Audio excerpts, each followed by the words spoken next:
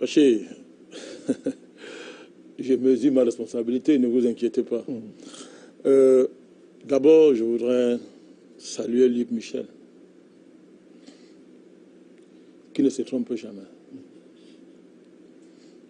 Nous, les petits intellectuels de notre petit niveau, nous nous trompons tous les jours. C'est pour ça que nous sommes toujours en train d'apprendre dans la mutuelle dépendance que nous lie ici les uns les autres. Parce que je voudrais revenir sur la dette que nous avons à l'égard de ceux qui nous ont précédés. Des milliers d'aînés, de grands Africains. Je pense à Gilles Christ Olympio, qui très tôt, dès l'indépendance du Togo, a posé le problème de la monnaie sur la table. Sylvanus Olympio, oui. Gilles Christ et son fils. Le père s'appelait Sylvanus, oui. Premier président du Togo. Je pense à lui. La France a sorti de sa poche le voyou de Yadema. Si on jugeait les morts, on va le juger. Qui a assassiné Sylvanus Olympio à cause de la question du franc CFA. Je pense à tous les grands héros du Cameroun. Lord Priso, Mangabel. Ça, on a la période allemande.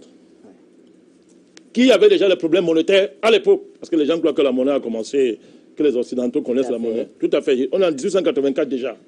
Les Lord Priso, les Douala Mangabel, les Koum, Mbappé Koum, tous ces gens-là. Et ça a continué. Les Madola, les Sultans Joya, tous ces héros, Martin Paul Samba, Wandje, Moumi et consorts, tous ces gens qui nous ont précédés et qui ont posé le problème du franc CFA. Et après eux, il y a eu la génération intermédiaire qui a été incarnée brillamment par le professeur Nicolas Agbou et ses camarades qui ont posé de façon théorique la problématique du franc CFA. Évidemment, j'allais oublier le l'immense Tundian Pouemi, avec son fameux livre, son livre fondamental, Monnaie, Liberté, Servitude, d'ailleurs que je qualifierais de livre indépassable. Nous avons une dette envers ces gens, je voudrais payer ma dette avec eux. Mais Bachir, c'est Afrique Média. C'est notre génération, c'est Afrique Média qui a popularisé, qui a imposé, qui a brisé la barrière et qui a brisé la main de la France pour imposer le débat qui est aujourd'hui sur la table. J'ai toujours l'habitude de dire ici, c'est celui qui lutte vraiment qui mesure les petites victoires qu'il accumule tous les jours. Celui qui ne lutte pas ne va même pas voir les victoires. C'est une grande victoire des panafricanistes. Il faut commencer par là. C'est une grande victoire des panafricanistes. Le cinéma que M. Hollande est en train de faire là, c'est pour une seule chose. Il veut faire croire que ça dépend de lui.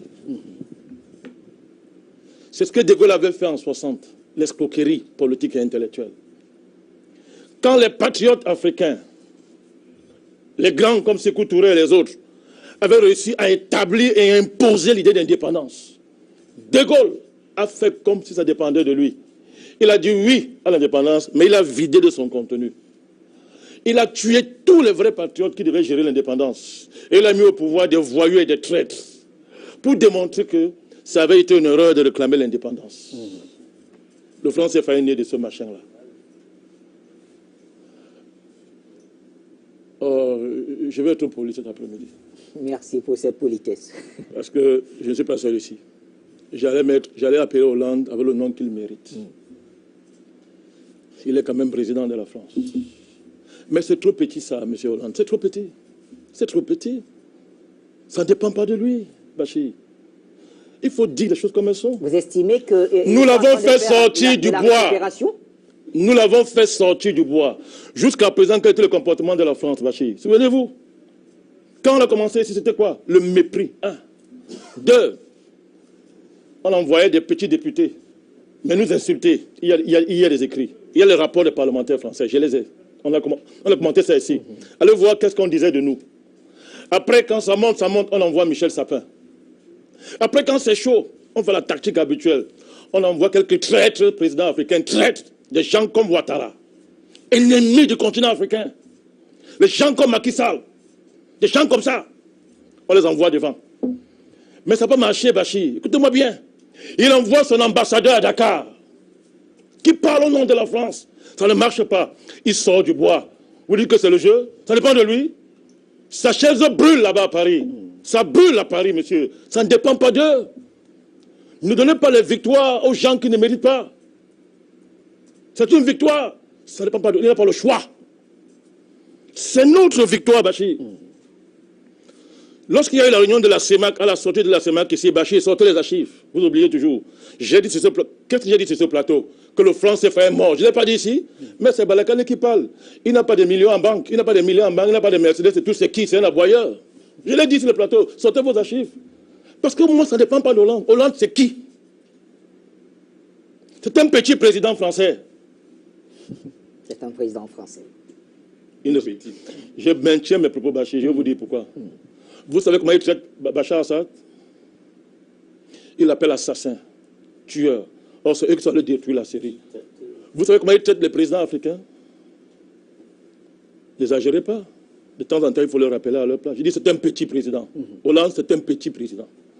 C'est Badakali qui parle. Je parle pendant le c'est un petit président. Donc, j'étais en train de dire, Bachir, il ne faut pas qu'on se distrait. J'étais en train de dire, donc, voilà le processus que je vous demande pour vous dire que, mais ça ne dépend pas de lui. Je vous ai montré tout ce qu'il a envoyé devant. Ça a échoué. Maintenant, il sort, il parle. Parce que ça ne dépend pas de lui. Mais évidemment, quelqu'un l'a dit tout à l'heure, Bachir, Bekima, il a soulevé un enjeu très important. En fait, il sort parce que c'est depuis longtemps, moi j'ai l'information, parce qu'on ne parle pas. Depuis longtemps, la France, c'est depuis longtemps que la France, depuis peut-être 2 ou 3 ans, que la France a compris que le franc CFA tel qu'il est, ce n'est plus tenable. La France le sait depuis 2 ou 3 ans là, que ce n'est plus tenable aujourd'hui. Pourquoi, Bachir?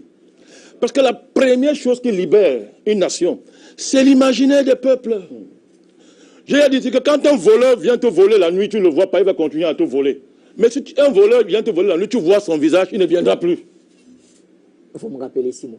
Mais voilà, je suis à son école à ce niveau-là. Moi, je ne connais pas tout, hein. J'apprends des autres. Donc, la France plastronnait et se vantait avec la question du franc CFA. On n'en parlait même pas. Mais Hollande est président depuis 5 ans. Il ne sait pas qui a le franc CFA. Il reçoit sa prime secrète tous les temps, comme le Sarkozy et autres. Il reçoit sa prime, lui, de 6 millions. Il sait. Mais pourquoi maintenant il parle de ça? Pourquoi il en parle? Ne donnez pas aux gens ce qu'ils ne méritent pas. Il y a le feu qui brûle en France. Ça brûle. Ça ne dépend plus d'aucun président français. Il faut aborder la question. Donc, M. Hollande parle parce qu'ils ont un projet derrière. Répéter ce que De Gaulle a fait en 60. Donner l'indépendance à la vidant. On veut nous remettre une monnaie à la vidant. Mais ça ne marchera pas. Nous, on ne se dérange pas. Pourquoi? Mais la France ne sait pas qui elle a fait. C'est ça le problème, elle ne sait pas qui elle a fait. J'ai longtemps dit que cette dynamique, elle ne dépend même pas d'un Africain. C'est une dynamique divine. Il y a des moments où l'agenda des peuples est entre les mains de Dieu. Je parle du vrai Dieu. Je parle du vrai Dieu, pas le Dieu religieux. Et entre les mains de Dieu, tu peux faire quoi contre ça? L'histoire a un sens. Où est-ce qu'on a vu les gens vaincre l'histoire? Je parle sous le contrôle d'un professeur d'histoire qui est assis. C'est l'histoire qui en marche. La France ne peut pas.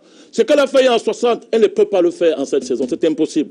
Donc la fausse monnaie qu'on prépare dans les tiroirs, en allant comporter avec les gens comme Ouattara, l'écho là, l'écho, j'entends circuler ça, l'écho. On me dit que la monnaie de la CEDEAO, ça va être l'écho.